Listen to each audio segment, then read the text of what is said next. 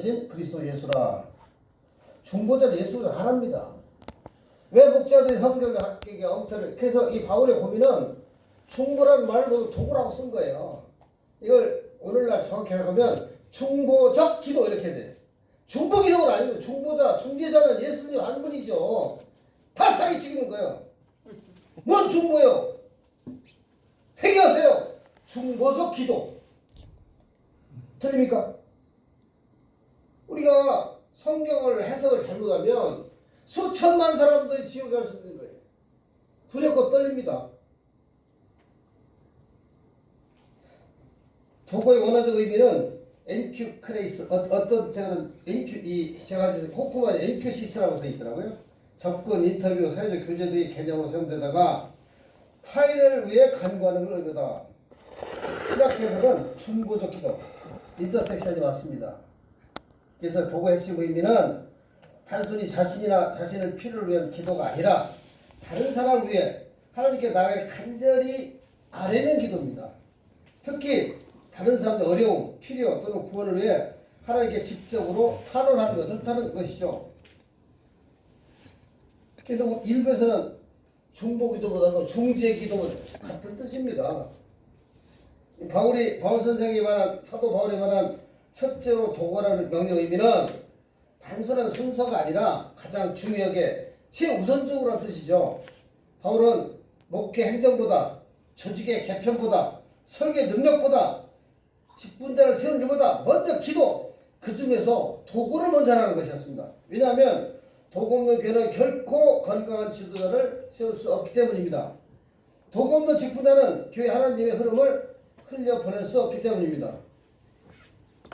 다시 도구의 원어를 신학적으로 분석해보면 도구로 기도하는 다른 겁니다. 세 가지 의미가 있습니다. 중간에 서다, 하나님과 사람 틈에 서서 재앙을 막는 사람. 에스겔서 22장 30절에 말씀하고 계시죠. 내가 성 무너진 데를 막아 서서 나를 막아 설 사람을 찾았으나 하나님은 시대가 혼란할수록 능력 있는 사람보다 막아줄 사람을 찾고 있다는 것입니다. 두 번째, 대신 짊어지는 뜻입니다. 도구자는 남의 짐을 대신 짊어지는 사람입니다. 남의 상처, 눈물, 죄, 남의 가정의 문제, 남의 영적 상황, 이를 내 상황처럼 품고 하나님께 올리는 것입니다. 모세처럼 차라리 나를 주의 책으로 지워버리소서. 출애굽기 32장 37절 말씀. 이것이 도구의 깊이인 것입니다.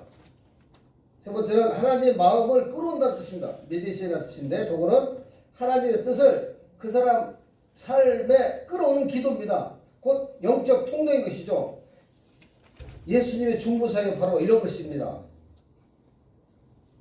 오늘 이 본문에 보면 이 네 가지 기도 형태를 보면 간구, 긴박한 상황이나 특별한 필요를 위한 탄원 또는 특정한 조건을 가지고 있는 기도입니다. 기도, 하나님을 향한 일반적인 경건을 아뢰고, 즉 성도가 하나님과 교통하는 모든 행위를 총취하는 일반 기도를 말합니다. 도구는 타인을 위한 중보적 기도, 대신 기도해 주는 겁니다. 감사는 과거에 베풀으신 하나님의 은혜에 대한 감사의 기도입니다. 그래서 우리 도구의 핵심 신학을 보면 세 가지 즉 삼중 구조를 가지고 있죠. 하나님의 마음을 이해한다는 것이고, 사람의 아픔을 느낀다는 것이고, 그 사이에 서서 하나님을 움직인다. 이 세 가지가 함께 있을 때 참된 도구가 완성되는 것입니다. 즉 삼일체 사랑이 들어간다는 영역이죠. 우리 성부 하나님은 구원을 이루신 계획자시고, 성자 예수님은 십자가에 위해서 저들을 용서하소서. 성령 하나님은 말하순 탄식으로 중보하신다고 로마서 8장 26절에 말씀하고 계십니다. 도구는 삼일체 하나님이 지금도 계속하고 계시는 사역입니다. 도구는 기도의 가장 높은 형태로 감사기도, 간구기도, 찬양기도 모두 중요하지만 도구는 하나님의 가장 기뻐하는 기도입니다. 왜냐하면 도구는 하나님 마음과 가장 가까운 자리에 있기 때문입니다. 성경 속의 여러 장면들을 살펴보면 아브라함의 도구, 창세기 18장, 하나님은 아브라함의 기도를 끝까지 받아주셨습니다. 왜냐하면 아브라함은 하나님의 공의와 사람의 연약함을 동시에 붙들었기 때문입니다. 주를 심판의 주라 일컫을 수 없으리로다. 아브라함의 중보는 경건한 두려움과 사랑이 있었습니다. 또 모세의 도구입니다. 출애굽기 32장. 하나님의 진노 앞에서 모세는 이렇게 말합니다. 용서해 주시옵소서. 그렇지 않으시면 제 이름을 지워 주십시오. 도구는 자기를 버리는 사랑의 절정입니다. 모세 한 사람의 기도로 민족 전체가 멸망에서 건짐을 받았던 걸 잘 아시지 않습니까? 사무엘의 도구입니다. 사무엘상 7장 12장에 나는 너희를 위하여 기도를 쉬는 죄를 범치 아니하니라. 사무엘은 기도를 멈추는 것은 영적 직무유기요 죄라고 했습니다. 예수님의 도구입니다. 예수님은 십자가에서 저들을 용서하소서 부활로 승천으로 지금도 하나님 보좌 우편에 계시면서 간구하고 계셨습니까? 히브리서 7장 25절 말씀. 예수님의 사역 핵심은 기적이 아니라 중보인 것입니다. 그러면 우리 도구를 먼저 명하셨는가? 도구는 하나님이 일하시는 영적 통로입니다. 도구는 단순히 기도하는 것이 아니라 하나님이 직접 개입하시는 길을 여는 영적 파이프라인입니다. 아브라함이 롯을 구원하고 모세가 민족을 구원하고 사무엘이 왕정실을 준비하고 다윗이 나라 위기를 극복하고 예수다가 민족 멸망을 막고 초대교회 성령이 강림하였듯이 말입니다. 부흥은 기도로 오지 않습니다. 부흥은 도구로만 옵니다. 그래서 직분자의 첫째 사명은 도구입니다. 오늘 디모 3장 직분자의 자격을 말한 이유도 도구의 영성을 가진 사람만이 직분을 감당할 수 있습니다. 아멘. 직분자는 앞에서 일하는 사람이 아니라 하나님 앞에 서 있는 사람을 말합니다. 도구는 영적 전쟁에서 가장 강력하고 힘있는 무기입니다. 마귀가 가장 두려워하는 두 가지는 복음과 중보적 기도인 것입니다. 왜? 아멘. 복음은 영혼을 구원하고 중보적 기도는 영혼으로 가는 길을 열기 때문입니다. 아멘. 또한 도구는 교회의 정체성을 회복합니다. 교회는 건물이 아니라 중보하는 공동체이기 때문입니다. 요엘 2장 10절에 여호와여 긍휼히 여기소서. 중보가 살아있는 교회는 은혜가 흐르고 사랑이 넘치고 부흥이 일어납니다. 도구는 도구 자신을 먼저 변화시킵니다. 도구는 남을 위한 기도 같지만 가장 먼저 변한 사람은 나입니다. 남의 상처를 위해 기도하면 내 상처가 치유되고 남의 회복을 위해 기도하면 나의 영이 깨끗해지고 아멘. 남의 구원을 위해 기도하면 내 믿음이 더욱 깊어집니다. 아멘. 도구는 나를 거룩하게 하는 하나님의 불인 것입니다. 도구는 공동체 전체를 보호합니다. 성벽이 무너진 것을 대신 막기는 그런 일들이 필요합니다. 가정의 틈, 교회의 틈, 나라의 틈, 니체 시대의 틈, 중보자가 서 있는 것은 오직 악의 흐름이 들어오지 못합니다. 한 사람 때문에 교회가 살고 가정이 살고 동네가 살고 국가 살고 아멘. 세계가 살아납니다. 도구는 기적을 일으킵니다. 아멘. 중보 기도가 있을 때 하나님은 움직이십니다.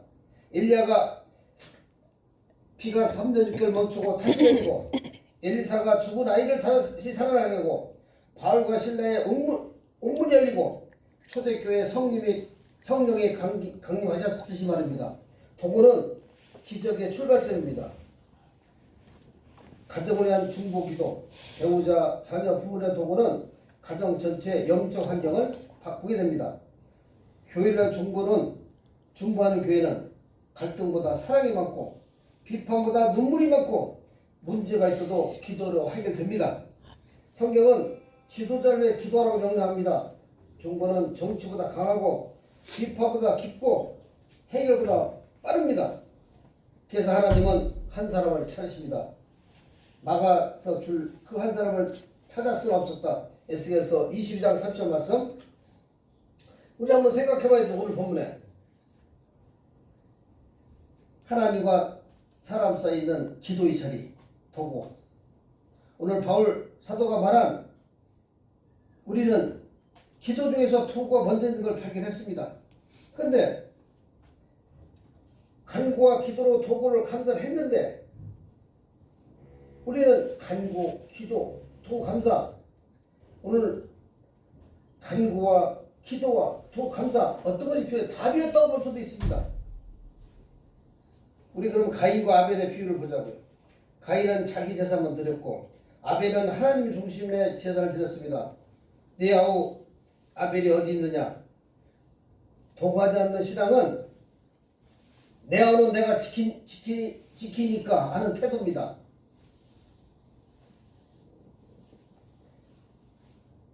우리 성경적 사건 노아 시대 개인의 경건이 있었으나 사회적 도구가 없었던 거 아시잖아요.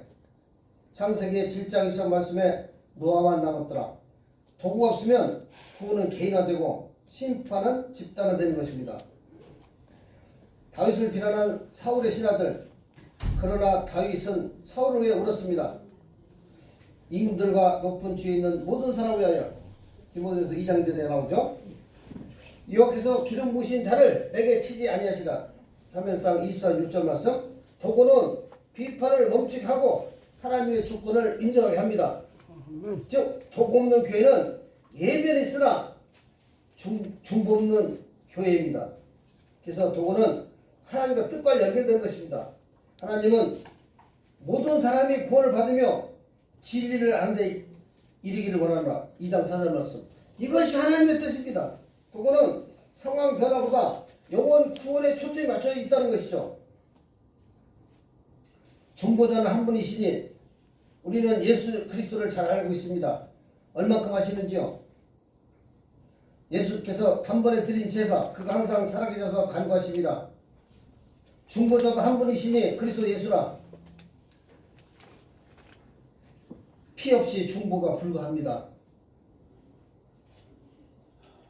우리가 도구할 수 있는 이유는 이미 예수 그리스도께서 충고하고 계시기 때문입니다. 도구는 하나님의 뜻을 이 땅에 내려오게 하는 통로입니다. 도구는